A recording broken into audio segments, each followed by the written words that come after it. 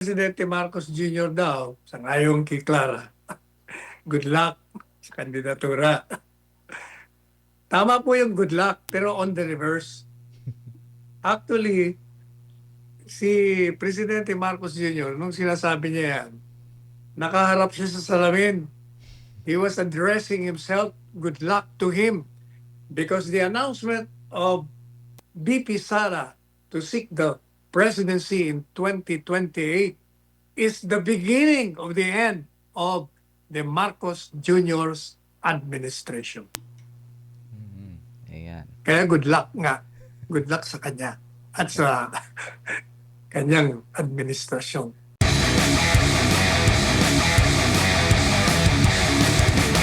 I disagree with what they're saying na iwalay ang politika. Hindi mo maiiwalay kasi nga, political nga yan eh. Ang impeachment is political. Alam ng mga yan na wala naman talagang legal ground sa pagpapatanggal, pag-disqualify, Inday Sara. Politika nga yan eh. Kaya yung tanong, mag-aapektuhan ba? Talagang maapektuhan yan. Sabi, gaya ng sinabi ko na kanina, makikita natin yan sa bilang ng pipirma sa impeachment sa mga kongresista. Kasi dati, ubod ng dami, di ba? Pag yan ay bumaba, ibig sabihin, may epekto na yung pagdeklara niya. Yung mga hindi sasama dyan, alam nila na delikado na sila. Kaya hindi pipirma yan. Diyan naman sa Senado, alam din nila na walang batayan.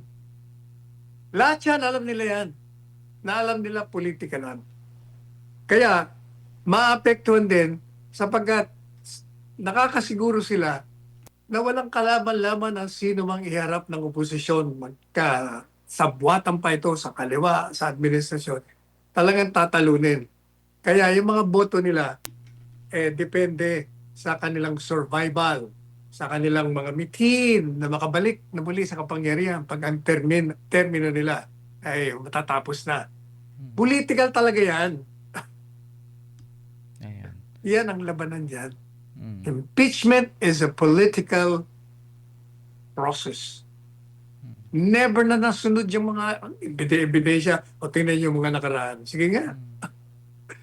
Pagtanggal kay Sereno, pagtanggal kay Corona, lahat yan, puro politika lang yan.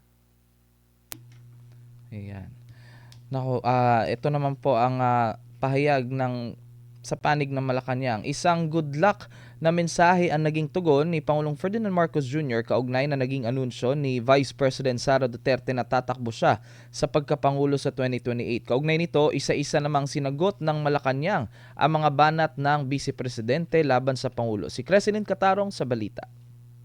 Formal na inihayag ni Vice President Sara Duterte nitong Miyerkules, Pebrero 18 ang kanyang pagtakbo bilang Pangulo sa 2028 presidential elections, kasabay ng matinding pagbatikos sa kasalukuyang administrasyon. Sa isang press conference, sinabi ng Vice Presidente na mapayapa niyang tinanggap na ang kanyang buhay ay nakalaan sa paglilingkod sa bayan. Sa ginanap naman na palace briefing nitong Miyerkules, tumugon si Presidential Communications Office Undersecretary Kerr Castro kaugnay ng anunsyo ng Vice Presidente. Anya, narinig ni Pangulong Ferdinand Marcos Jr. ang patungkol sa anunsyo at nagpahayag ng good luck message kay VP Sara. Good luck. Kapag po kasi nagsasabi si Pangulo ng good luck, nakangiti naman siya eh.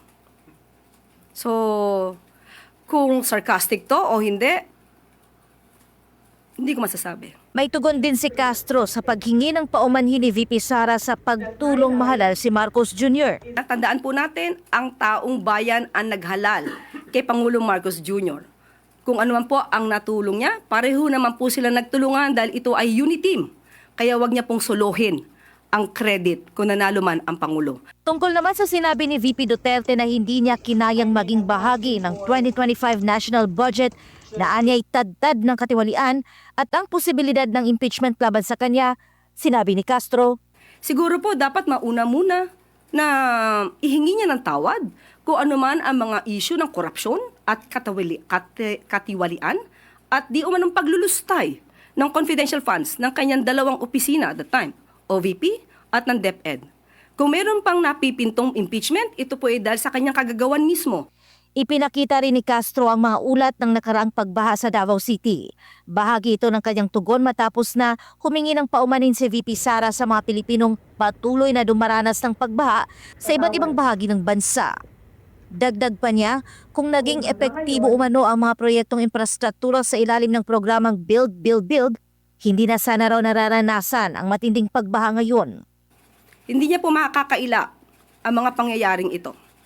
Kaya huwag niyang ipahid lamang sa Pangulo ang sinasabing pagbabaha. Dahil kung meron pong naganap na mga build, build, build, at kung talagang walang ghost projects ang dating nakaraang administrasyon, hindi natin mararanasan ang ganitong klaseng pagbabaha.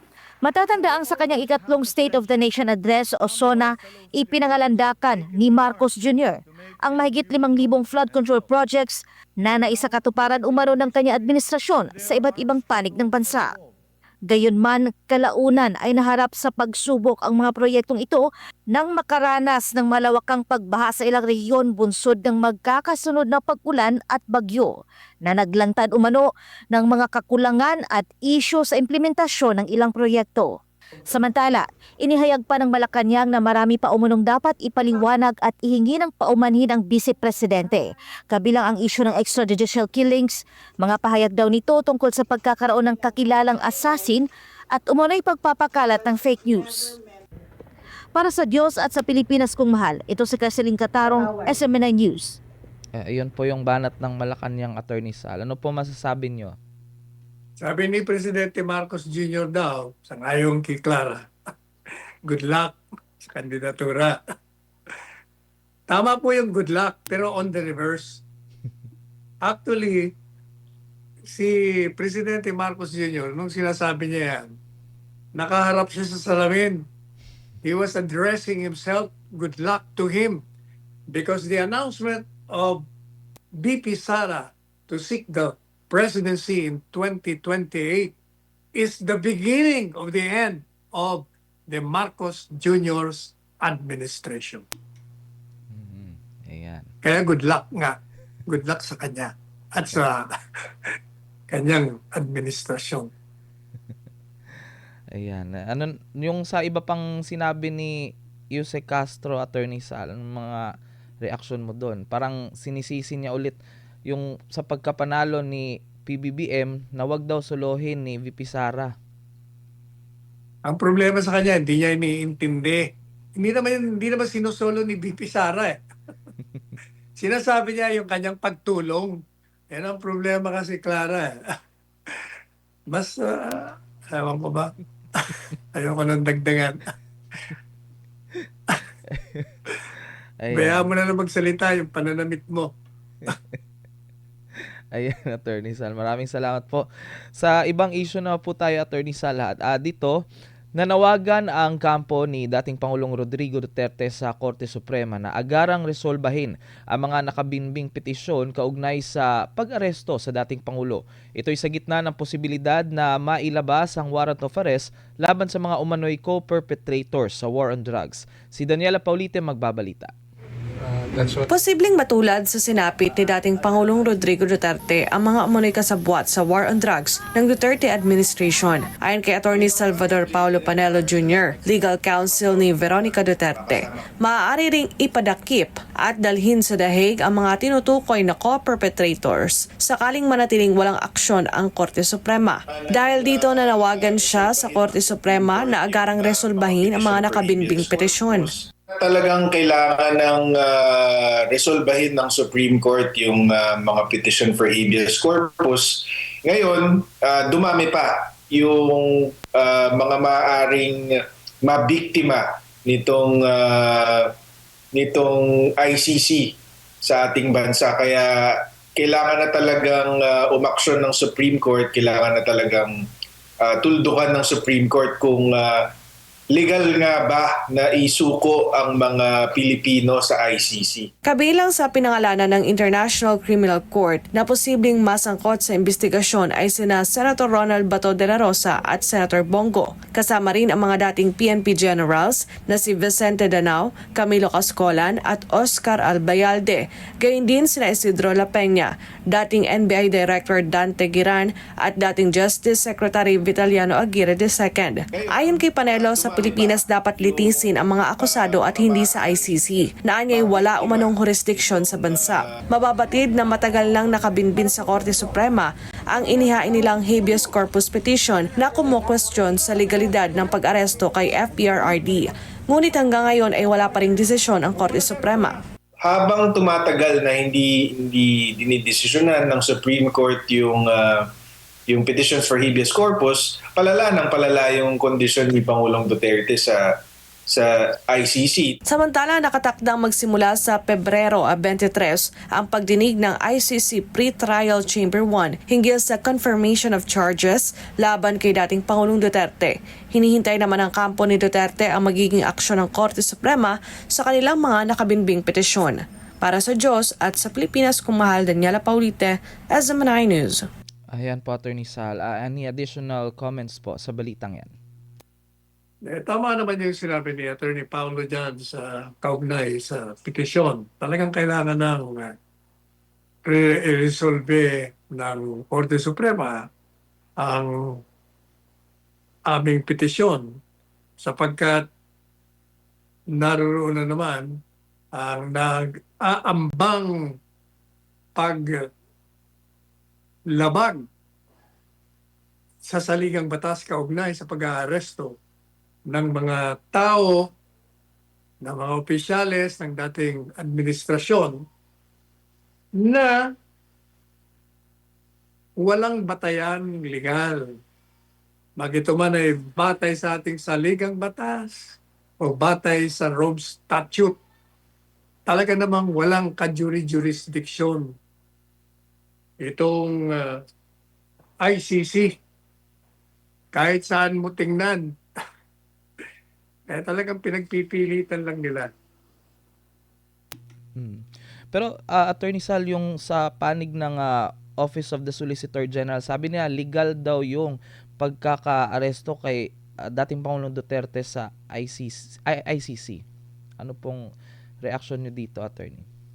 Alam mo, pag ang isang Solicitor General takot mawala sa kanyang pwesto, yun ang sasabihin niya. Pero si Maynard Guevara, yung Solicitor General, hindi ba?